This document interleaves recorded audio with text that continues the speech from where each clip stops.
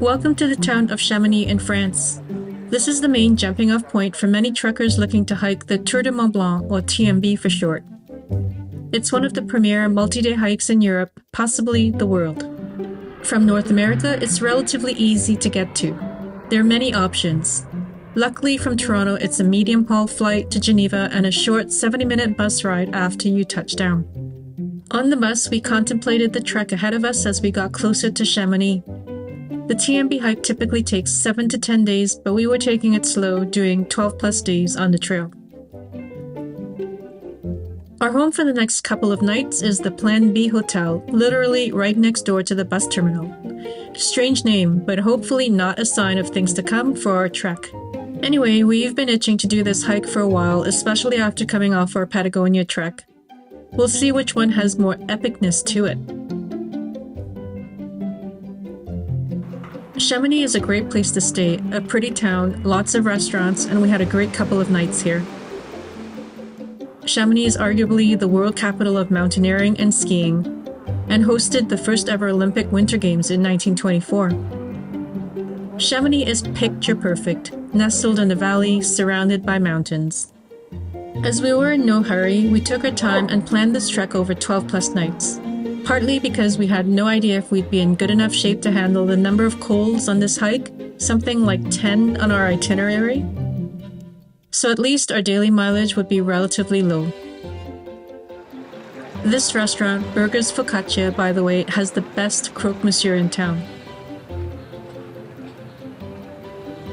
Bus, car, or train, however you get here, it's a great place to kick off your trek.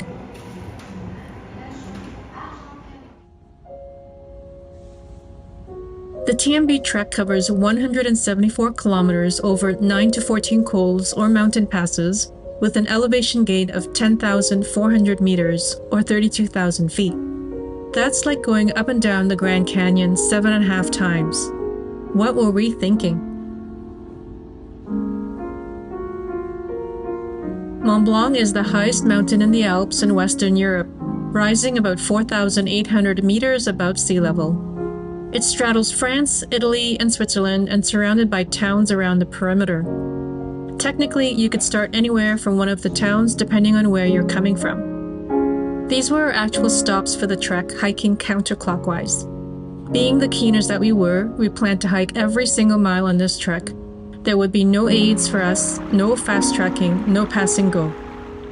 We also didn't have much choice either. Some of the gondolas were shut down for the season anyway, and we wanted to keep the budget manageable. Foot power was our mode of transportation.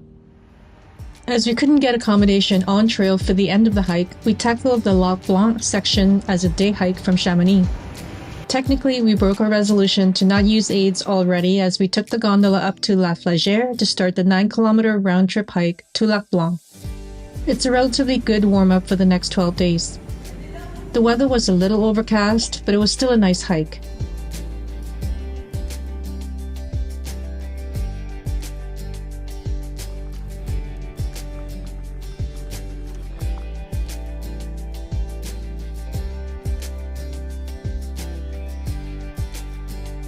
Refuge Lac Blanc is more of a rustic one. It's quite busy with day hikers, but at night it's much quieter, I'm sure. We did see Mont Blanc for a few short seconds. It was a good first day hike for us. The official trailhead begins at Les Houches. We took a short bus ride about 10 minutes from Chamonix. Right at the bus stop is Café Eric Jacquier, where you can fuel up on some pastries or get some sandwiches for the hike ahead. So you ready, Kay? No. First day. Can't be that bad of a starter if we're having pastries. That's true. Alright, it's day one and it's pouring rain. But luckily we have just a 7-kilometer hike today. Thank God. Let's go. A lot of hikers will take the Bellevue cable car up to skip this section. It's not a bad idea as it's not very picturesque since you're really climbing up a ski hill, but we were determined to walk it even in the rain. We didn't pass many people here. We made it to Col de Voza. 20 minutes to paradise. All downhill. Let's go. Allez-vous.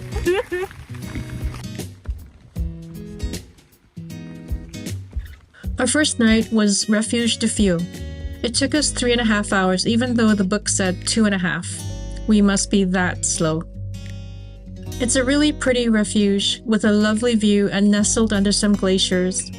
This place is immaculate, squeaky clean, like obsessively so, which was great.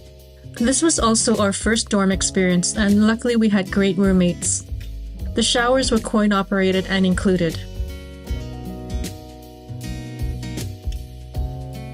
Dinner was a hearty homemade meal. Even the bread looked homemade, and it was delicious. That chocolate panna cotta was just pure heaven. Definitely top 3 meals on the trail. The next day we had a 10-kilometer hike ahead of us towards Les Contamines. The rain had stopped and the sun was finally peeking out. It's a nice walk through some small hamlets and valleys. Not far from the Refuge de Fioux is Auberge de Bionissé and was our original selection, but it was fully booked before reservations were even open. Either would be good options. There's a lot of history here too, passing a few historic chapels along the way. All in all, it was a nice introduction to the TMB. Our stay for the night was at a restored 1873 farmhouse, just before town and right off the TMB route. The typical places for trekkers were booked, even at 11 months out. I'd highly recommend this place. It's so peaceful and the hosts, including their dog, are very welcoming.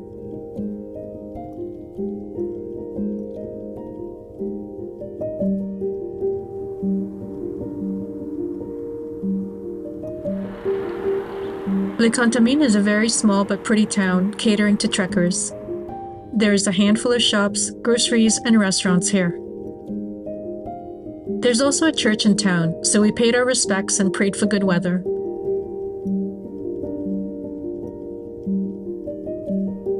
We had our first taste of Savoyard regional cooking here too. Delicious if you like reblochon cheese and potatoes. I opted for a cheese omelette. It actually tasted great, much better than it looks here, and I couldn't resist the glass for dessert. There's a fantastic deli in town. You can almost miss it. It's tucked away on the main road. They make made-to-order sandwiches for you, and we grabbed a couple for lunch the next day. There's not a lot of signage getting out of town, but as you pass the campground and another historic church, eventually you'll get onto this ancient Roman road leading straight up. Day 3, we just left Les Contamines and we're heading to Refuge de la Balme, an easy 3-hour hike according to the guidebook, but the guidebook's been wrong. I think it'll take us 4 hours.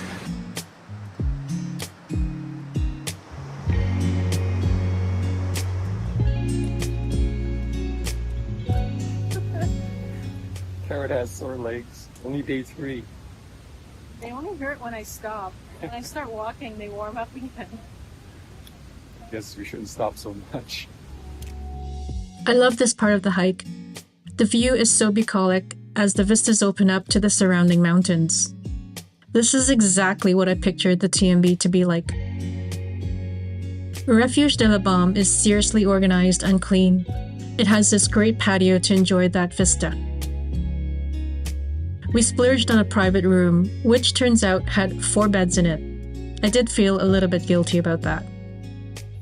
The way it works here is everything you bring into your room goes into these plastic bins, and only your liner goes on the bed.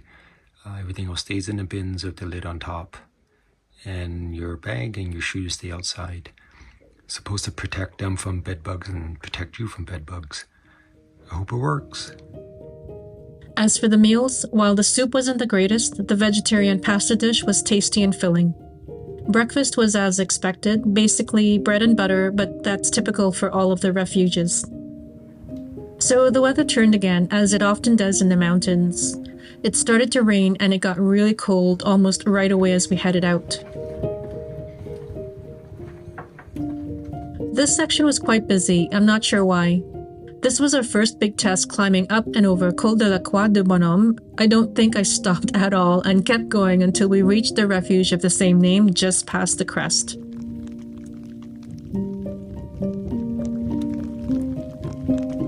We warmed up on some soup, and after that, the rain eased up for a descent into Les Chapillots.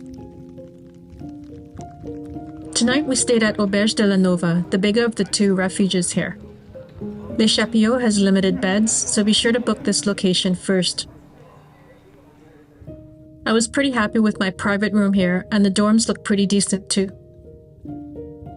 The food was pretty good as well. Boeuf bourguignon and a berry panna cotta was on the menu, but we were too busy chatting with our fellow hikers and forgot to get good footage. There was lots of food too.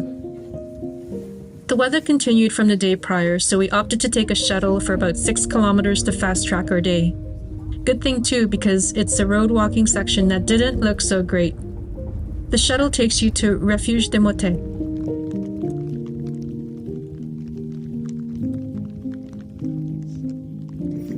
Fifth down the trail, and we're heading from Les Chapillots to Elisabetta.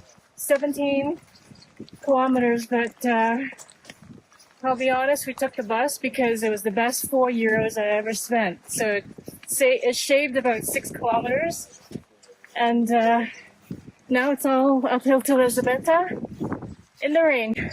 But I got my trusty umbrella, team umbrella. Woohoo!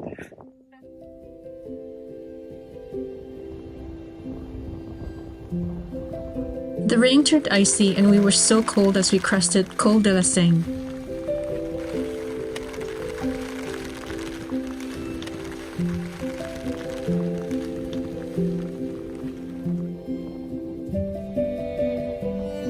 I was more than happy to reach Elisabetta for the night. Made it. This Refugio has the best hot chocolate on the TMB, hands down. Almost like the ones in Paris. The staff here are super friendly. The manager said that while there's a lot of things wrong with this place, no one gets kicked out in the rain. Dinner was a multi-course event. The food was quite good and they offered seconds.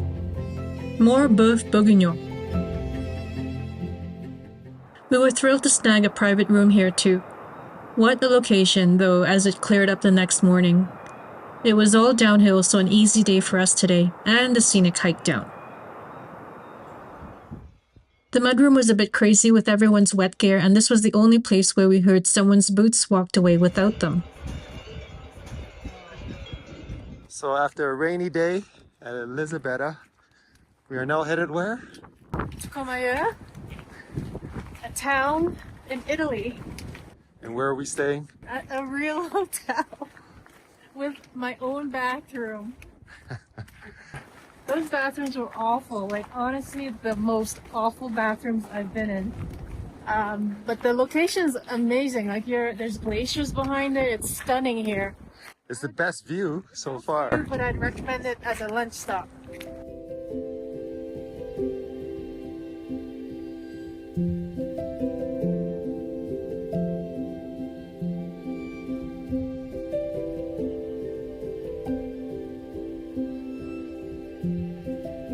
Cabane du Combal is about an hour down from Elisabetta and an alternative if you're a diva like me.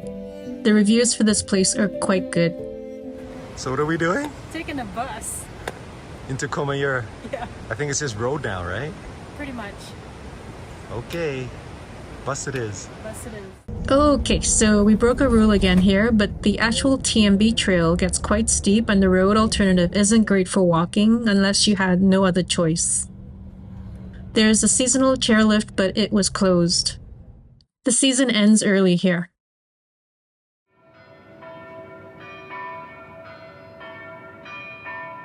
Courmayeur is a really outdoorsy town. There were a lot of races happening when we were here. The Société de la Guide is headquartered here as well, and it's an homage to all the mountaineers who paved the way.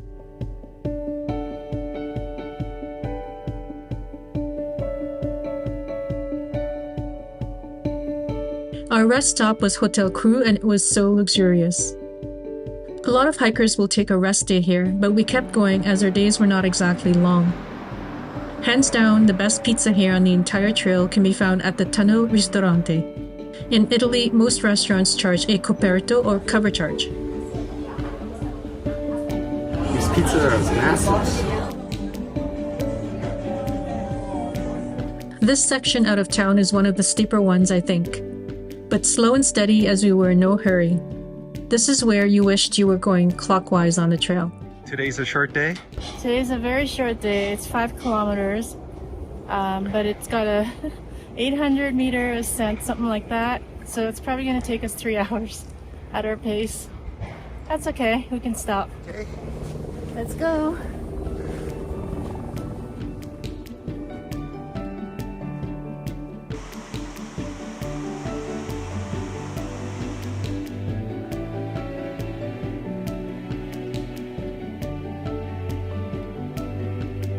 It's mostly forest walking, and the first views open up over the town of Courmayeur.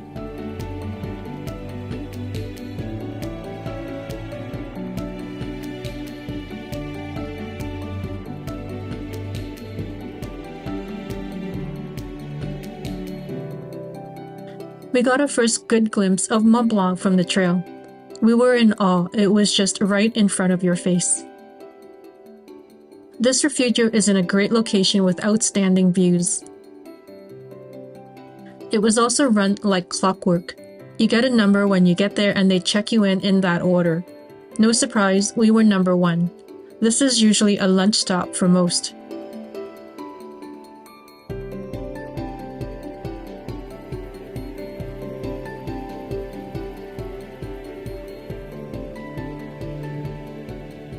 This is a room at Refugio Bertone, and I'm just shocked how amazing it is for Refuge. So we've got 2 side-by-side beds, not a bunk bed, so I don't have to climb to the top and climb down at night when I need to go to the bathroom. It even has a little dresser table with some cubby holes in it that you can put your stuff away in. And it's got obviously like charging cords and whatnot. And the best part is a view to the right is Mont Blanc. Love it.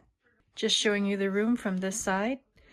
And the great thing is that there's one private or washroom, semi-private, that's shared between 2 rooms. So I'm pretty happy about that too. What day is this?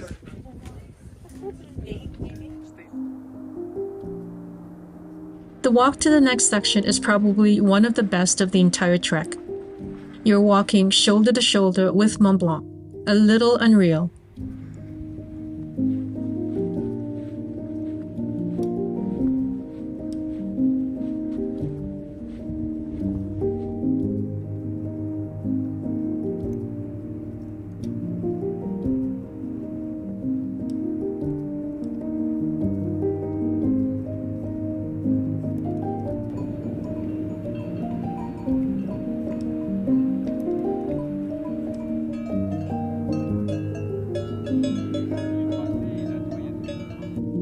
We made a short pit stop at Refugio Bonatti. Great vistas here and would probably be a great place to stay just for this. Refugio Bonatti is also popular for good reason. The views are picture perfect.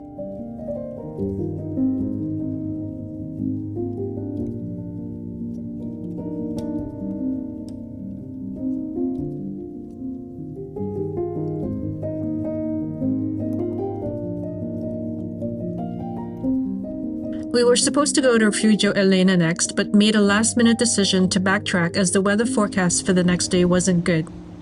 Instead, we headed to Hotel Funivia in the town of La Palude, just in the outskirts of Courmayeur.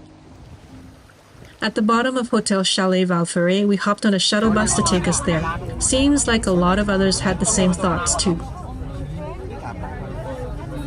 If it works for your itinerary, I would highly recommend this place. It's a tiny town with hotels and restaurants.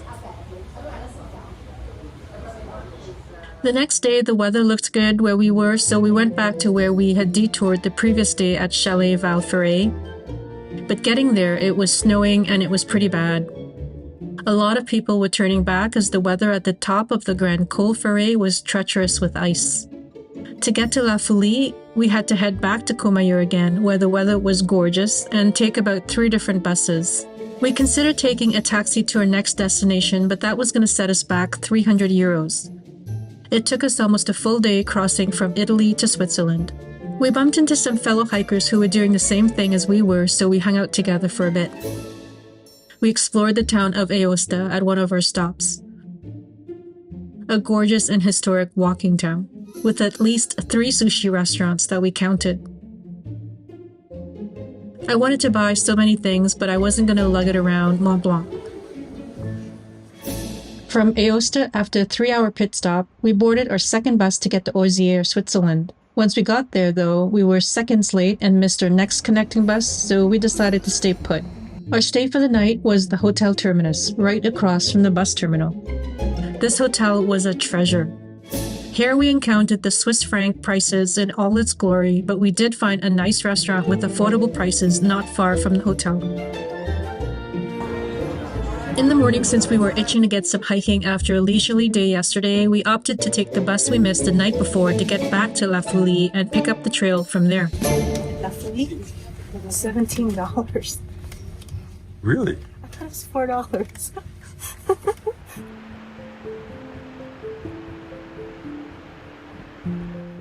It was a forest walk, so not much to see, but the trek through Coin du Village is not to be missed, with all the interesting buildings in town.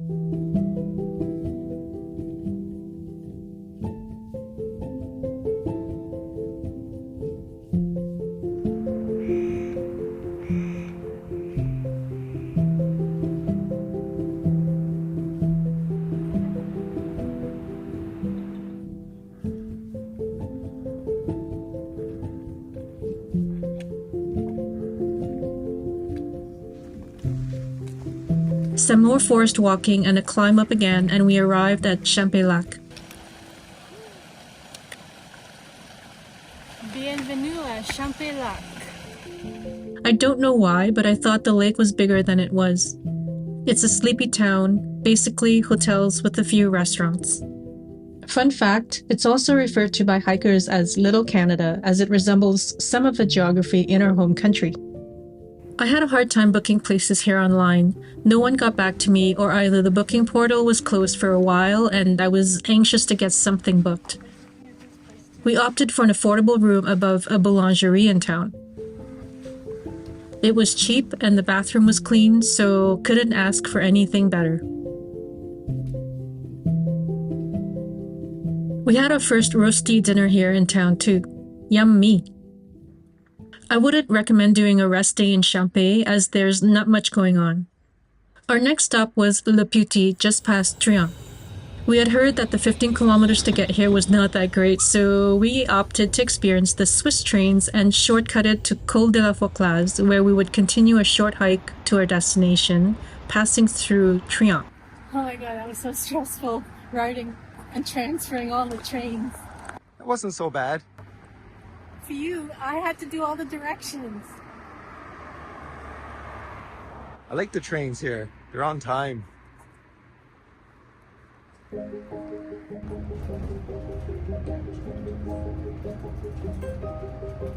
At Fauclaz, we started our descent to Trian.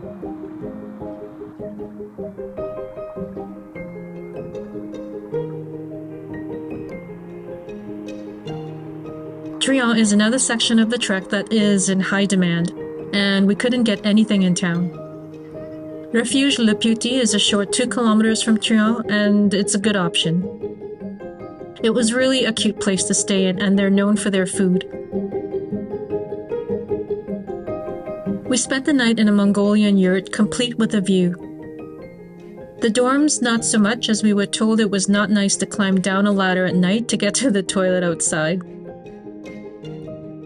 The food, though, truly outstanding. Probably even the best on the TMB. Last day of our hike. Today we were heading to Argentia, bypassing the Auberge La Bourne as we read not so great reviews about it.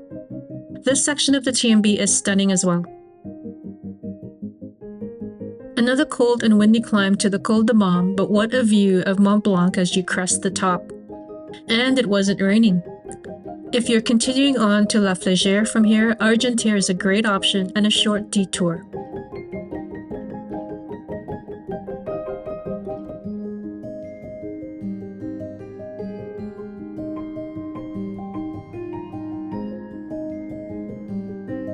We stayed at Le Dahu, an inexpensive but very good choice. At this point, we were technically finished with our trek as we were heading to the Balcon Nord to overnight at Refuge de Montenbert to celebrate our completion of the TMB. We thought for a quick second of hiking up but opted to take the train instead.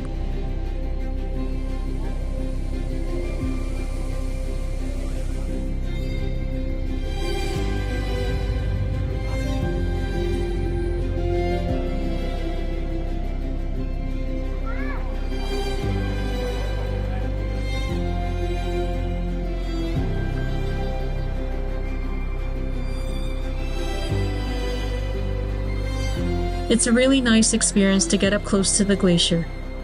There's signage around you so you can see how much the glacier has receded over the years.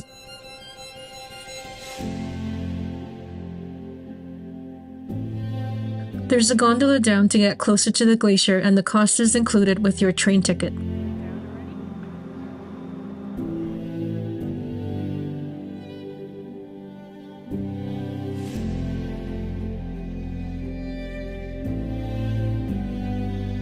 This ice tunnel is rebuilt every year by generations of the same family since 1946. It was quite something to see. It wasn't busy at all at the Refuge, especially at night when the day trippers have gone back down. I think there were about 3 other couples staying there that night. The restaurant serves regional fare, more cheese and potatoes. We didn't have it, but the raclette was massive. With that, our time here on Mont Blanc has come to an end. Now stay tuned for some of our final thoughts and tips for planning your TMB trek. Don't forget to subscribe and hit the thumbs up if you haven't. We would be so grateful for your support. We're happy we did this hike. It definitely is not as remote as I thought for a mountain trek, especially when compared to Patagonia. There are many places to hop on and off the trail, so you don't have to hike the entire route, and we met folks who drove sections instead. As for accommodations, you can rough it or splurge out on many places. As you can see, our intention to hike every mile quickly went out the door when the weather wasn't cooperating. It's funny how priorities change, but what I would say is to make sure you know what your plan B options are in case you need to make changes along the way. We arrived here right after Labor Day in early September, which is the tail end of the hiking season. It felt like peak season. The huts were full, certain sections of the trail were packed, and to make it even more challenging, the weather for almost the entire time we were on that mountain wasn't ideal. Rain for many days and freezing cold at the top of the colds. We saw quite a bit of unprepared hikers, some wearing shorts and no warm layers, so the number one rule is be prepared for all kinds of weather. We did splurge and booked 99% private room stays. Being unused to dorms, we weren't sure how well we would sleep. It's not for everyone, so do what's comfortable for you. I know some hikers will go up, back, and down via the gondolas and stay in hotels in town. Again, different strokes for different folks. While some may recommend hiking clockwise to avoid congestion, in September it really didn't matter. It seems just as many people were going in both directions, and many had different itineraries anyways that you would see different people every few days. Personally, I would go by the elevation profile, and I think it's a touch easier going counterclockwise, or the traditional direction as it's called. There were sections that I kept thinking, boy am I glad I'm not going in the opposite direction. We booked everything ourselves as tour groups are quite expensive. In total, we spent just over 2,200 euros for 2 people, staying in mostly private rooms over 16 nights in the region, making it a pretty affordable option to go on your own versus a tour operator. This cost excludes the flight to get to Geneva, and also many people will actually complete the trail in less time than we did. Let us know if you have any questions. It was like a jigsaw puzzle booking this trip at first, so if we could save you some heartache, we would be happy to do so. See you on the next one.